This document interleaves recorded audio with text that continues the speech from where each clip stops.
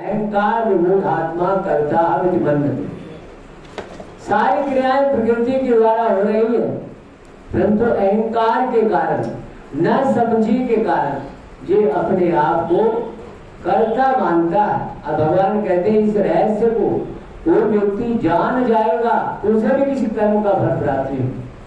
हृदय से कर्ता भाव को समाप्त करना बहुत जरूरी, और कर्ता भाव समाप्त होने के बाद ही भोक्ता नहीं बनना पड़ता। जब तक आपके हृदय के अंदर कर्ता भाव बना रहेगा तब तक आपको भोक्ता भी बनना पड़ेगा। इस विषय में दृष्टांत गुरुजनों से सुनने को प्राप्त हुआ है। वो दृष्टांत क्या है?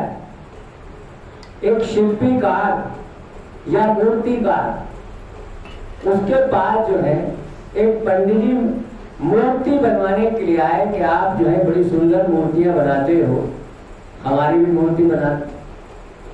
तो उसने मूर्ति तैयार, मूर्ति बड़ी भव्य थी। उस मूर्ति को देख करके जो है पंडित जी बड़े खुश, कहेंगे आज मैं आपको मुंह मांगा इनाम दूं, बोलो क्या चाहते हो? कहेंगे पहले तो मैं आपसे जानना चाहता हूं कि आप क्या करते हो।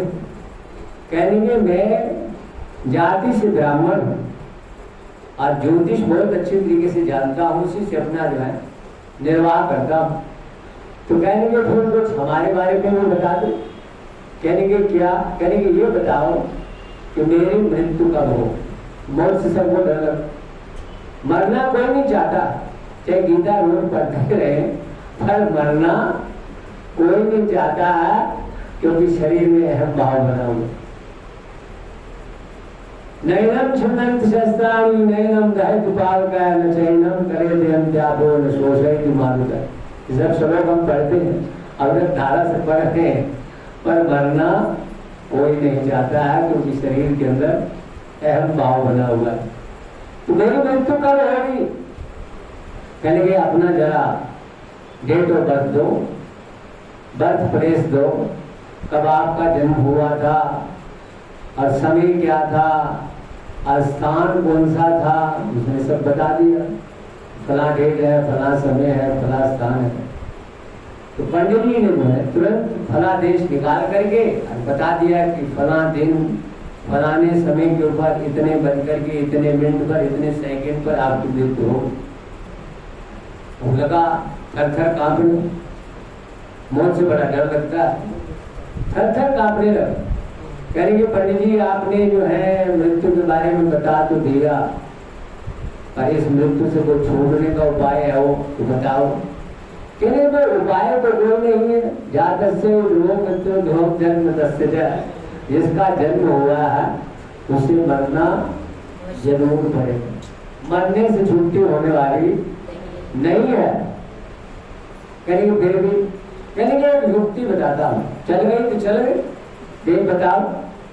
कहेंगे आप बहुत बढ़िया शिल्पीकार हो, बड़े अच्छे मूर्तिकार हो, तो आप जो है ऐसा करो 10 मूर्तियां तैयार करो, और वो मूर्ति ऐसी होनी चाहिए जो आपके शरीर से बिल्कुल मेल खाती हो।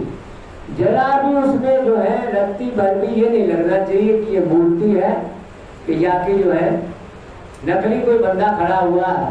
कहेंगे फिर, कहेंगे जिस समय तुम्हारी मृत्यु का समय जो तुम्हें बताया गया, आप जो है उन 5 मूर्ति इधर रख देना दाहिने, 5 मूर्ति बाएं रख देना, और बीच में आप बैठ जाना। श्वास को थोड़ी देर के लिए रोक लें, बल्कि आपकी झपकने नहीं चाहिए।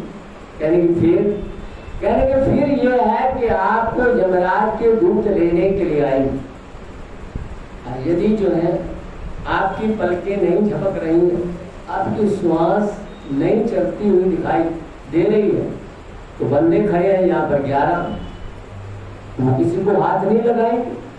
वो तो जिसको ले जाना है उसी को ले जाया करते हैं, दूसरे बंदे को हाथ नहीं लगाया करते। तो वो निराश होकर के चले जाएंगे और आप मृत्यु के दायरे से छोड़ जाए। क्या ठीक है? अब उस पंडित जी को चले, अब उस श्रीमान जी ने मूर्ति तैयार कर ली और मृत्यु के दिन का प्रतीक्षा करने लगा। धीरे धीरे मृत्यु का समय निकट आ गए। जब हमारे से यही गलती हो रही, शरीर कब समाप्त हो जाए इसकी कोई गारंटी नहीं। अनित्यम सुखम लोकमेवं प्राप्य भजस्व माम। ये शरीर अनित्य है, क्षणिक है, कब समाप्त हो जाए, कब धोखा दे जाए इसके बारे में कोई कुछ नहीं जानता है। इसलिए हर समय सावधानी की जरूरत। सड़क पर चलते हैं लिखा होता है सावधानी हटी दुर्घटना में। हर समय सावधानी की जरूरत। अगर आपको अपने आत्मस्वरूप से प्रेम है तो आप आत्मचिंतन बराबर करते रहिए। और मान लो उसमें आपको सफलता होती हुई दिखाई नहीं दे रही है तो सर्वे शक्ति मने परमात्मा ने श्री रामाय नमः राम जी का बराबर चिंतन करते रहिए। पर कुछ ना कुछ आपको करना चाहिए, बिना किए जो है आपको नहीं रहना चाहिए। आपको समय आ गया, ठीक जैसे पंडित जी ने बताया था, 5 मूर्ति तो अपने दाहिने खड़ी कर दी, 5 मूर्ति अपने बाएं खड़ी कर दी, जिस व्यवस्था तो उसने बना रखी थी। और बीच में श्रीमान जी आप बैठे, श्वास को रोक रखा है, श्वास का पता ही नहीं लग रहा है कि चल रही है कि नहीं चल रही है, आंखें की पलकें भी नहीं झपक रही हैं, बिल्कुल ऐसा जैसे मूर्ति खड़ी होती है, मूर्ति की तरह जो है वो बीच में बैठा हुआ। अब यमराज के दूत आए लेने के लिए श्रीमान जी को, उन्होंने देखा कि यहाँ पर तो 11 मूर्तियां खड़ी, किसको हाथ लगा? किसी गलत व्यक्ति को हाथ तो हम लगाएंगे नहीं, नहीं तो यमराज जी नाराज होंगे। खड़े रहे आके जो है वो वहां से चले गए। यमराज को कहा कि महाराज वहां पर तो उस नाम की 11 मूर्तियां मौजूद है, अब हम किसको हाथ लगाए, हमारी तो समझ से बाहर हो गया काम। यमराज कहने लगे मैं स्वयं जाता हूँ। यमराज देवताओं को इधर उधर आने जाने को देर तो लगती नहीं है, तुरंत यमराज पहुंचे। राज ने देखा कि जो है 11 मूर्ति खड़ी। अब यमराज ने युक्ति दिखाई, शायद वो कैलाश आश्रम के जो है विद्यार्थी रहे होंगे, तो उन्होंने कहा कि देखो कितनी सुंदर मूर्तियां ये बनी हुई, यदि मुझे पता होता कि ये इस व्यक्ति ने मूर्ति बनाई है तो मैं तो उसको कुछ इनाम देता।